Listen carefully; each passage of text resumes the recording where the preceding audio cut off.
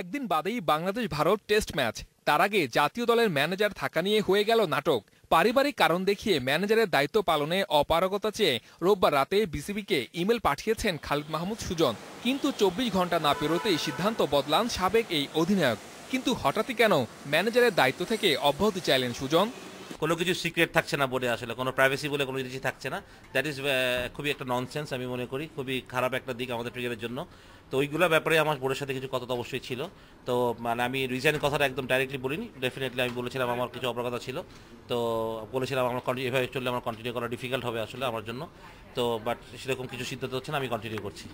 রোববার দৈনিক একটি পত্রিকায় খালেদ মাহমুদকে নিয়ে সংবাদ প্রকাশ করা হয়, যেখানে বলা হয় সুজনকে ম্যানেজার হিসেবে রাখতে গিয়ে কারিগরি টাকা গুনতে হচ্ছে বিসিবিকে। এ প্রতিবেদন নিয়ে বেজায় চটেছেন সুজন।